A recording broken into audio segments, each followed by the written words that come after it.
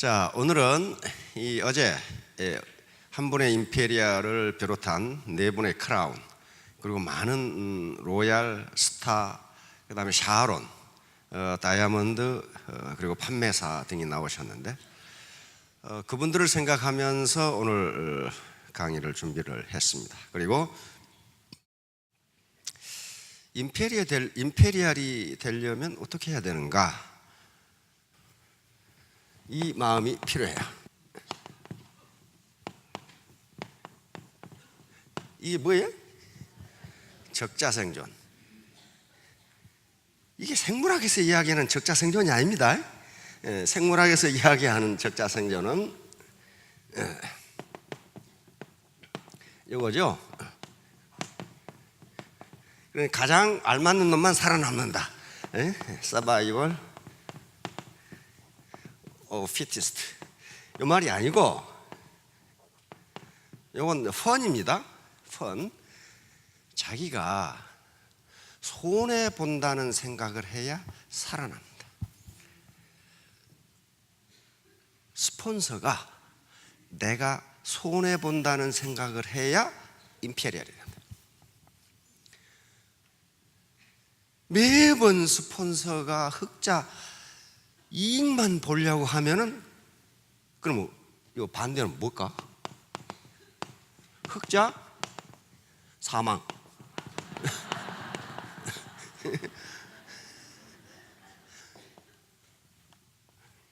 이걸 같은 우리말에 같은 발음을 이용해서 다른 뜻을 강하게 나타나는 것을 펀이라고 합니다. 펀. 언어 유희, 펀. 자, PPT 쪽 보세요. 자, 지금 자본 생산성 소득인데 자본에 대해서 이야기하고 있는 거예요. 근데 자본하면 돈 뭐 이렇게 생각하는데 국가 차원에서 돈은 자본이 아닙니다. 자본은 우리 눈에 보이는 자본, 이걸 유형 자본이라고 그러고, 공장, 이런 건물, 마이크, 의자, 책상, 이걸 자본이라고 그러고, 눈에 보이지 않는 자본이 있어요. 특허권, 저작권, 그 다음에 우리 사람이 가지고 있는 인적 자본, 이게 가장 중요합니다. 아무리 물적 자본을 많이 물려줘도 인적 자본이 없으면 그건 패가망신해요. 예를 들면 BBC에서, 영국 BBC에서 그 복권 당첨자들이 어떻게 사는가를 조사해서 발표한 것이 있어요. 그런데 우리나라 복권은 로또 뭐 10억 그렇게 되지만 외국 복권은 굉장히 많습니다. 액수가 수백억 되는 것도 있고 수천억 되는 것도 있고 그래요. 그래서 BBC에서 그걸 조사해 보니까 복권 당첨자 중에 절반은 지금보다 행복해졌고 절반은 완전히 거지가 됐더라 그런 말이에요. 그러면 똑같이 복권에 당첨됐는데 어떤 사람은 더 행복해지고 어떤 사람은 더 불행해졌는가 하는 거예요. 그건 인적 자본의 문제입니다. 그 많은 돈을 통제할 내 인격이 되었느냐 안 되었느냐 그 문제예요. 똑같이 돈을 받았는데 인적 자본이 모든 걸 결정합니다. 자, 다음. 자, 애터미 사업의 성공 조건은 흡인력입니다. 마음을 얻는 거예요. 몸을 얻는 게 아니고, 멤버십을 얻는 게 아니고, 그 사람의 마음을 얻지 않으면요 절대로 성공 못해요. 마음을 얻는다는 게 오게 하라, 머무르게 하라, 다시 오게 하라. 이렇게 되면은 성공해요. 이 흡인력, 사람을 끌어당기는 힘, 마음을 얻는 힘인데 이게 인격과 능력이 플러스됐을 때 나타나고, 이게 매력이고, 이게 리더십이에요. 리더십은 뭐 리더십 공부한다고 되는 게 아니에요. 내가 손해를 본다는 생각, 이건 생존해요. 살아남고 커갑니다. 나는 항상 이익만 보겠다. 이건 경제적 이익뿐만이 아니에요. 명예, 권위, 자존심, 계속 이익만 보려고 그래. 이익만. 내가 그래도 누군데 말이야. 이런 식으로 생각하면 자기가 좀 적자를 보면 되는데, 그러면 멤버십이 늘질 않아요. 자, 그러면 능력은 인지 능력이 있습니다. 이건 IQ와 관계된 거예요. 공부를 얼마나 잘하느냐 하는 거예요. 지식, 암기력, 기억력, 이해력, 판단력 이런 것들인데 요 중요성은 지금 점점 감소되고 있어요. 컴퓨터보다 기획을 많이 하고 계신 분 계시나요? 인공지능이 나오니까 이제 더 할 필요가 없어. 그러니까 과거에는 이 인지 능력을 가지고 사회적 성공 여부가 결정됐어요. 사법고시에 누가 많이 기억해서 잘 쓰냐에 따라서 한 사람은 백수건달, 한 사람은 판검사가 되잖아요. 이게 결정했는데 이게 아니란 말이죠. 이제 비인지 능력이 인간의 사회적 성공 여부를 결정한다고 이제 학자들은 이야기합니다. 인지 능력은 10%밖에 기여 못한다 하는 거예요. 비인지 능력은 인간의 지식과는 관계없이 한 인간이 가지고 있는 인성적 특성이에요. 이게 열정, 용기, 집념, 간절함 이런 것들이 머리 좋다고 되는 게 아니라는 거예요. 이건 개인이 가지고 있는 인성적 특성이에요. 자, 이런 것들이거든요. 이 동그라미가 훨씬 크잖아요. 여기 훨씬 많아. 이거 많아. 이런 것들이 전부 지금 자본이에요. 자본이라고요. 그러면 오늘은요, 인간의 측면에서 설명을 드리려고 합니다. 인간의 다시 말하면 파트너에 대한 사랑, 내가 파트너를 위해서 적자를 보겠다는 생각, 항상 내가 흑자를 보겠다는 생각 말고 이 문제를 가지고 말씀을 드리려고 하는데, 이건 매우 과학적인 연구 결과를 가지고 말씀드리려고 합니다. 자, 인간은 무엇으로 사는가? 가장 중요한 게 깨끗한 환경과 영양이에요. 그렇죠? 그런데 20세기 중반만 하더라도 50년대 60년대만 하더라도 깨끗한 환경과 영양만 있으면 인간은 산다, 그렇게 생각했어요. 그리고 이게 가장 중요하다. 그런데 그렇지가 않다는 게 밝혀진 거예요. 자, 1945년 제2차 대전이 끝납니다. 2차 대전이 끝나고 나니까 전장에서 그리고 도시에서 2차 대전까지만 해도 도시를 무차별 폭격을 했어요. 그래서 군인보다 더 많은 민간인이 사망을 했습니다. 도쿄도 엄청나게 융단 폭격을 해버려요. 도시를 그냥. 지금은 전쟁 그렇게 못합니다. 그건 비인도적이기 때문에. 그런데 그때까지는 그렇게 했어요. 그러니까 어떻게 돼요? 전쟁 고화가 엄청나게 많이 나와. 그렇죠? 그다음에 범죄자가 많이 나와. 자, 그래서 1945년 2차 대전이 끝나고 레네 스피츠 박사, 이게 오스트리아 출신의 정신분석학 박사인데, 정신분석 양반이 미국으로 왔단 말이에요. 그래서 실험을 시작합니다. 이제 폭격으로 부모를 잃어버린 이 고아들이 많이 나왔어. 그 당시까지의 영양 이론과 육아 이론, 그 다음에 심리학 이론에 따라서 환경을 굉장히 깨끗이 하고 전부 다 소독을 하고, 그리고 각 방을 주고 개인 침대를 주고, 애들 침대 있죠? 깨끗하게 소독, 그리고 영양도 아주 균형 있게 공급했는데, 이 아이들 88명 중에 4개월 만에 23명이 죽어버린 거예요. 23명이. 그렇게 깨끗한 환경, 그렇게 좋은 영양을 공급해 줬는데 단 4개월 만에 23명이 죽어버렸어.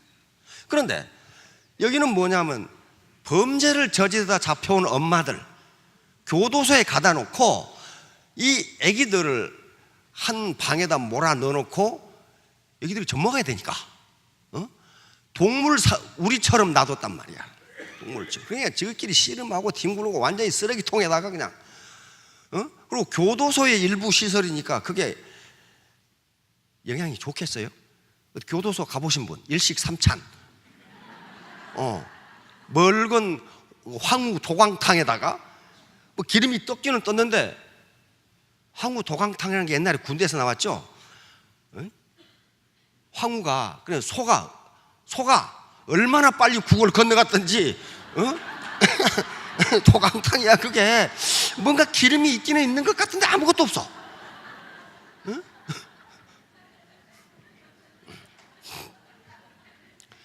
그런데 여기는 완전히 동물 우리처럼 되어 있는 애기들 방이었다, 그런 말이지.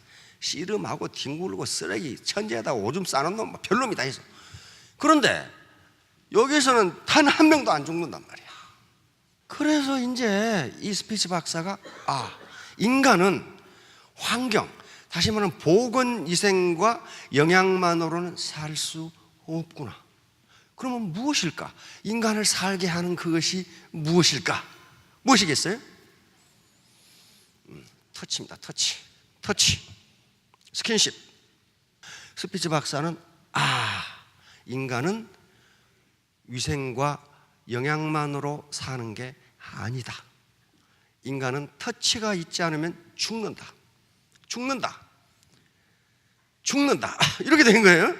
터치는 꼭 피부로만 터치하는 게 아닙니다. 아기와 엄마가 눈을 맞추고, 그렇죠? 눈으로 터치하는 거죠. 말을 들으면서, 얘기를 해주면서 귀로 터치하고, 마음과 마음이 터치하고, 이게 없으면 인간은 죽는다. 이렇게 된 거예요. 죽는다. 이때부터 깊은 연구가 시작됩니다. 근데 이 당시의 심리학은 존 왓슨이라고 하는 행동주의 심리학자가 만든 심리학, 이 사람이 미국 정신병리학회 또 회장이었고 심리학 회장이었어요.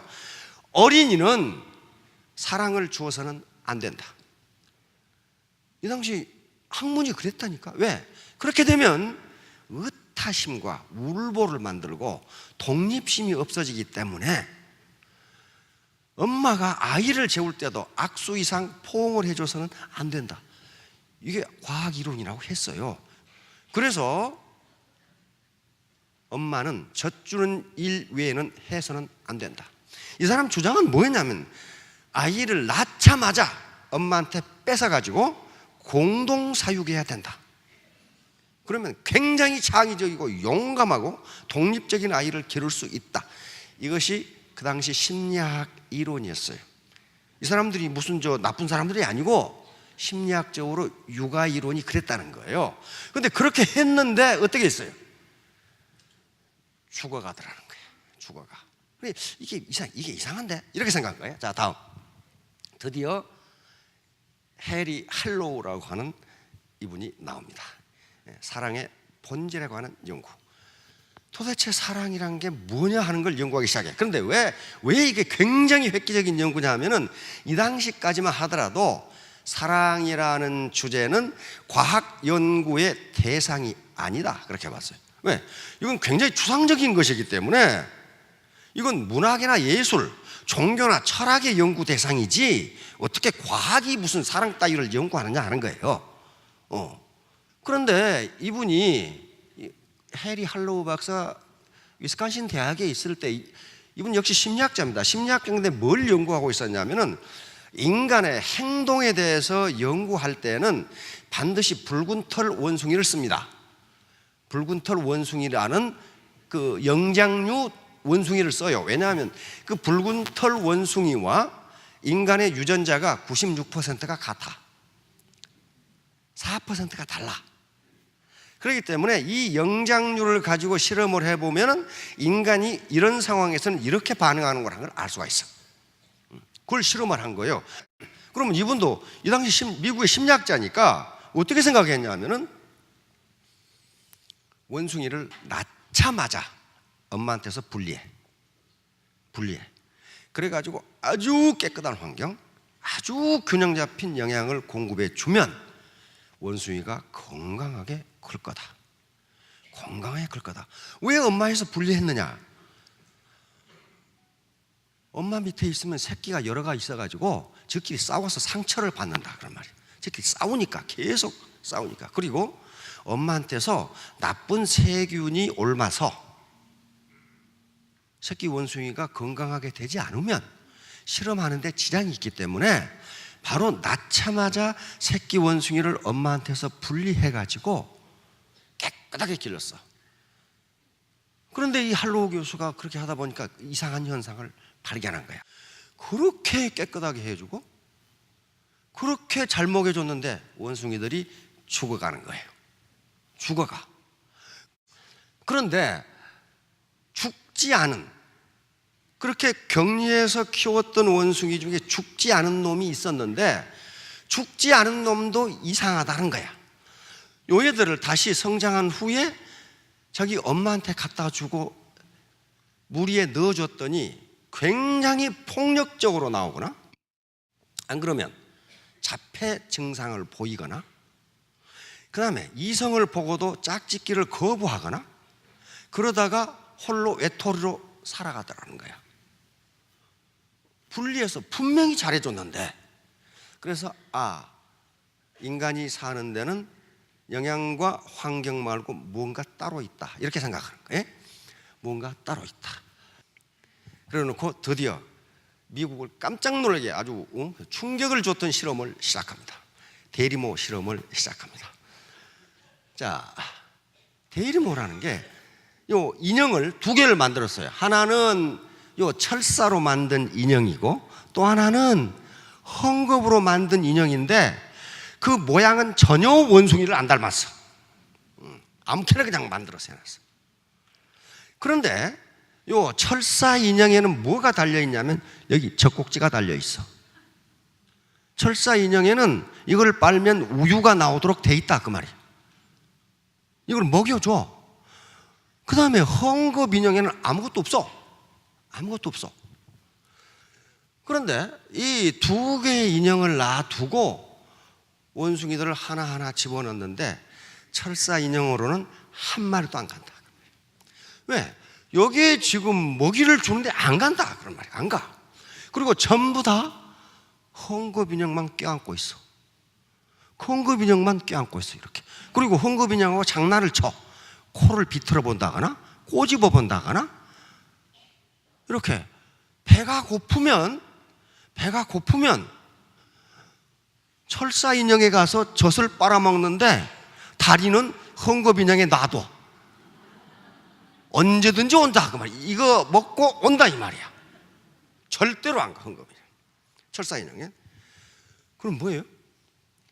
생리적 욕구, 다시 말하면 배고픔을 해결해 주면 따를 줄 알았는데 따르지 않는다는 거예요. 다시 말하면 철사 같은 스폰서가 포인트 내려주면 포인트만 먹고 다른 데로 간다, 그런 말이에요. 지금 이게 다른 데로 간다, 그 말이에요. 절대로 안 간다, 그 말이에요. 그 철사 같은. 그 말은 무슨 말이에요? 그러니까 제가 이 파트너들하고 스폰서들하고 얘기를 해보면 하나의 큰 모순이 있어요. 근데 둘 다 맞아. 스폰서는 내가 그렇게 후원을 해줬는데 파트너는 나는 후원을 받은 적이 없다고 그러거든. 누가 거짓말이에요? 다 참말이에요. 스폰서는 후원을 해줬어. 근데 파트너는 받은 적이 없어. 왜 그래? 파트너한테 물어보면 지 좌우 맞추려고 해줬지 나를 위해서 해준 게 아니라는 거야. 그것이 무슨 놈 후원이라는 거야. 그게 저를 위해 선 건데, 마음이 따뜻한다는 건 뭐예요? 내가 손해를 본다고 하는 생각을 갖지 않으면 파트너들은 바보가 아니라는 거예요. 겉으로 무슨 아름다운 미소를, 따뜻한 미소를 짓는다, 전혀 관계없어요. 전혀 관계없어. 이게 원숭이 얼굴을 아무렇게 만들어 놔도 따뜻한 헝겊 인형에 가면 100% 가버리는 거예요. 절대로 안 간다. 절대로 안 가. 그러니까 마음을 주지 않는다는 거예요. 따뜻하지 않으면. 자기가 항상 이익 보겠다고 권위나 찾고 명예나 찾고 내가 직급이 뭔데, 그 조금 손해보면 되는데 그 손해를 안 보려고 그래. 그러면 이 꼴을 당한다. 이건 더 험악해. 이제 이 헝겊 인형이 난폭한 짓을 하면은 철사 인형으로 가지 않을까? 왜? 철사 인형은 포인트를 내려주잖아, 지금. 그렇죠? 제품도 내려주고 포인트도 내려주고 지금 내려주고 있어. 언제든지 빨기만 하면 좋아. 여기서 여기 달아놨잖아요. 여기 젖꼭지 달아놨잖아요. 여기요. 이 자식은 여기가 젖꼭지가 있는데 요거 품고 있어, 지금. 이거 100% 다 그래. 여기가 젖꼭지가 있는데 여기 붙어 있어, 지금. 안 가요. 그래서 헝겊 인형에 갈 때 헝겊 인형이 학대를 하도록 했어요.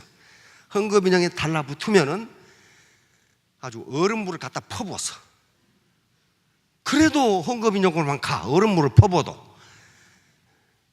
그래서 이번에는 헝겊 인형에다가 바늘을 달았어. 바늘과 송곳을 달았어. 그런데 이 새끼 원숭이가 바늘에 찔려서 피가 펄펄 나면서도 헝겊한테만 가. 심지어는 지금은 그런 실험하면 그건 구속됩니다. 송곳에 찔려서 원숭이가 죽어. 죽는데도 헝겊한테만 가. 이게 발표되면서 미국 사회에 큰 충격을 줍니다. 그러니까 인간은 생리적 욕구만으로 살 수 없다. 요걸 이제 한 거예요. 이제 그러면 그러면 사랑이 뭐냐 하는 걸 연구하기 시작했단 말이에요.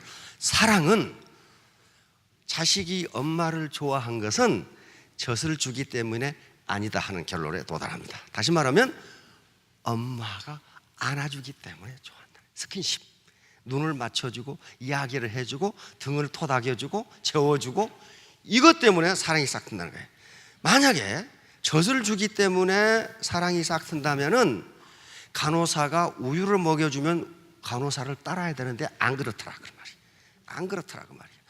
자기를 안아주고 등 들어주고 넘어지면 일으켜주고 한 사람을 따라가더라는 거예요. 그러니까 다 스폰서들인데 파트너가 넘어지면 일으켜주세요. 독립식 키운다고 일어나 그러지 말고 지금 밥 먹을 돈이 없으면 같이 감자라면 나눠 드시면 된다. 따뜻한. 이건 다른 심리학적 연구에서도 그대로 드러났어요. 맞다고 하는 게 탁 드러나요. 자, 그래서 이번에는 또 어떤 실험을 하냐면 아예 헝겊 인형을 없애버렸어. 그러면 인형이 하나밖에 없어. 철사 인형. 그래놓고 새끼 원숭이를 깜짝 놀라게 했어. 그러면 자기에게 저주를 주는 철사 인형을 끌어안지 않을까 이렇게 했는데 웬걸 깜짝 놀라게 했더니 구석으로 가서 이러고 있어. 혼자 철사 인형한테는 내 죽어도 못 가겠다는 거야. 그리고 한쪽에 가서 손가락 빨고 있어. 손가락 빨고 있잖아요 지금 여기서. 어떤 경우에도 마음이 찬 인형에게는 가지 않는다. 절대로 마음을 주지 않는다. 자기가 고립 혼자 있으면 있었지 안 간다는 거예요. 안 가. 사람은 겉이 따뜻한 것하고 속이 따뜻한 거 달라요. 겉만 따뜻하고 우리 아들이 한의사인데 겉만 따뜻하고 속이 차면 설사를 한다 그러더라고. 설사를. 속이 따뜻해야 다른 음식을 먹어도 소화를 잘 시킨다 그러더라고. 속이 따뜻해야 된단 말이에요. 속이. 그러면 이제 다음 실험이에요. 그러면 아프리카나 이런 데 보면은 엄마를 잃은 새끼들이 많아요. 밀렵이라든가. 그 다음에 이런 전쟁으로 해서 또는 여러 가지 이유로 해서 사고로 해서 부모를 잃은 아이들이 많습니다. 그러면 이 할로우 교수의 연구는 뭐냐면 엄마를 대신할 수 있는 보육 방법은 없는가? 그걸 찾아야 될 거 아니에요. 엄마를 대신할 수 있는 보육 방법은 없는가? 그래서 할로우 교수 생각하기에 두 가지를 생각해냈습니다. 하나는 온기야, 온기이고 또 하나는 흔들림입니다. 움직임이에요, 움직임. 어디로 갈 것 같아요? 할로우 교수도 따뜻한 곳으로 갈 것이라고 생각했는데 둘 다 똑같이 가. 따뜻하든지 그냥 헝겊인형이든지 가리지 않아. 자, 그래서 온기는 아이들이 또는 새끼들이 엄마를 좋아하는 이유가 아니다 하는 걸 알아낸 거예요. 그럼 뭘까? 흔들림. 자, 다음 흔들림. 움직임이에요, 움직임. 요 인형들은 움직이질 않아. 원래 인형은. 그래서 또 하나의 인형을 만들어서 이건 한참 있다가 30분간 움직이고 또 쉬었다가 움직이고 이렇게 해놨더니 여기는 한 마리도 안 가고 이쪽으로 다 붙어. 이쪽으로. 움직이는 인형으로 다 가. 단 한 마리의 예우도 없이 움직이는 곳으로 다 가. 움직이는 곳으로. 이게 아주 작은 차이예요. 가만히 있는 곳으로는 안 간다. 움직이는 곳으로 가더라는 거야. 움직이는 곳으로 가. 그런데 고정된 헝겊인형 이쪽으로 가긴 갔는데 고정된 헝겊인형을 품고 자랐던 원숭이는 이상하다는 거예요. 이상해. 죽지는 않는데 포악하고 외톨이고 자해를 해. 자기가 자기를 물어뜯어. 그 현상이 발견돼서 흔들림이라는 게 이렇게 중요하구나, 흔들림이 이렇게 중요하구나 하는 걸 알게 된 거예요. 흔들림이. 그러니까 스폰서가 센터에 가만히 앉아 있으면 안 된다 그런 말이, 흔들림, 계속 돌아다녀야 된다. 계속 파트너하고 같이 돌아다녀야 돼. 예? 돌아다녀야 돼. 명단 작성하라고 그랬잖아요. 그냥 이모한테 가고 숙모한테 가고 말이야, 무슨 누구한테 가고. 그럼 왜 그럴까? 학자들은 왜 그럴까를 연구해야 되잖아요. 왜 그럴까? 왜 그랬을까? 이 원숭이들이 이상한 행동을 한다는 건 뭘 의미하냐면 뇌에 문제가 생겼다는 걸 이야기해요. 뇌에 문제가 생겼어. 그러니까 포악해지고 자기가 물어뜯고 괜히 고함 지르고 외톨이가 되고, 이것은 뇌에 문제가 생긴 거예요. 뇌에 지금. 그래서 학자들이 알아낸 건 요거예요. 아이를 젖을 먹으면서 가만히 있지 않아요. 이렇게 흔들어 주거나, 안 그러면 우리 엄마들 보면은 젖 먹이면서 한쪽으로 또 이러고 있죠. 이러고 있으니까 이러면 얘기가 이쪽으로 갔다 이렇게 한단 말이에요. 이때 아이를 외부적으로 흔들어 주지 않으면 뇌 발달이 안 된답니다. 뇌 발달이 안 되는 거예요. 그러니까 이렇게 아기의 신경계를 자극해 줘야 뇌가 무럭무럭 큰다는 거예요. 무럭무럭 커. 그러니까 안고 돌아다니고 업고 돌아다니고, 이때 아기를 움직이죠. 움직이는데 이때 아기를 우습게 보면 안 된다 이 말이야. 엄마한테 안 떨어지려고 붙들거나, 안 그러면 엄마가 갑자기 움직이면 뒤로 넘어가려고 하면 팔을 흔들어 가지고 안 떨어지려고 이런단 말이야. 이러면서 뇌의 균형 감각이 발달한답니다. 균형 감각이 발달해. 그래서 흔들림이 이렇게 중요한 거예요. 흔들어주면 뇌가 발달하는 거예요. 뇌가. 그래서 정상적으로 뇌가 발달한단 말이에요. 자, 그러다 보니까 엄마에게 안겨진 아이 또는 업어진 아이는 이 엄마가 다음에 어떤 행동을 할지를 몰라. 부엌으로 갈지 어디로 갈지를 몰라. 그러면 아기는 그걸 예측을 한답니다. 이 아줌마가 다음에 어디로 가겠지? 그러면 내가 어떻게 대응을 해야지? 그 생각을 한답니다. 그러면서 예측 능력과 적응 능력이 막 뇌에서 발달하기 시작해. 자, 이렇게 하면서 어린애 뇌가 정상적인 뇌로 커나는 거예요. 그러니까 원숭이들이 본능적으로 흔들릴 인형에 간다는 거예요. 그래야만 이게 커. 이게 크는 걸 본능적으로 아는 거예요. 움직이지 않는 인형에 안 가는 거예요.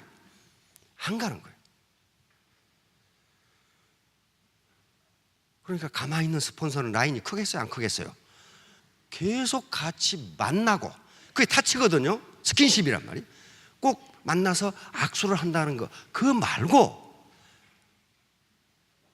같이 눈을 맞추고 이야기를 들으면서 귀로 터치하고, 먹으면서 같이 감자라면 먹으면서 또는 믹스커피 마시면서 입으로 터치하고, 이렇게 계속적으로 결국은 마음과 마음, 하트 투 하트, 마음과 마음이 터치해야 거기서 사랑이라는 것이 나온다고 결론을 내립니다. 나온다. 절대로 터치가 없이는 사랑은 되지 않는다. 먹여주고 입혀주고 한다고 되는 게 아니다 하는 걸 미국 심리학회에서 발표를 합니다. 이 발표가 있은 뒤로 미국의 육아법이 완전히 바뀝니다. 완전히 바뀌어요. 우리가 틀렸네. 이렇게 바뀌는 거예요. 그러니까 왜 움직이지 않는 인형에 있었던 고립된 아이들이 죽어가거나 자해를 하거나 자폐증에 걸렸거나 고함을 지르거나 그랬을까 하는 걸 또 연구하게 됩니다. 그것은 이 시기에 외부에서 뭔가 자극이 와야 이게 크는데, 이게 안 오니까 자기가 자기에게 자극을 주는 행동이라는 걸 알아냈어요. 자기를 깨물고 칼로 긋고 하는 것이 외부 자극이 있어야 이게 큰다는 거예요. 또 괜히 고함을 질러서 외부 자극을 줘야 이게 크기 때문에 살아남기 위한 몸부림이 그런 식으로 나타났다는 거예요. 이 학자들이 알아낸 거예요. 그러면 방금 들어온 지금 이 파트너, 그 다음에 이 고객은 뭡니까? 베이비, 어린이거든요. 이 사람들에게 계속 아까 우리 크라운께서 후속 관리를 하라는 게 그거예요. 놔놓고 내버려 두면 그때요. 그럼 죽는다. 그러면 죽어. 다른 사람이 달랑 채가버려. 그렇죠? 그거 죽어버린 거지. 후속 관리를 해주는 게 터치예요. 터치, 스킨십, 터치. 그렇게 해야 이 사람이 정상적으로 큰다. 정상적으로. 그걸 이 실험 가지고 밝혀낸 거예요. 밝혀냈어. 그래가지고 미국 심리학계가 발칵 뒤집혀가지고 육아법도 다 바뀌기 시작해. 육아법이 틀렸네. 자, 해리 할로우 박사의 결론입니다. 아기에게 사랑이 필요하는 것, 자신을 따뜻하게 안아주고 얼러서 달래주는 존재가 꼭 필요하다. 그러니까 전부 다 스폰서들인데 파트너가 이 떼쓰고 고함 지르고 물어 뜯고 그러면 뜯어먹으려고 그러면 이 뇌 발달이 잘못됐구나 하고 좀 흔들어주라고. 흔들어 계속 데리고 돌아다니면서 같이 파트너도 만나고.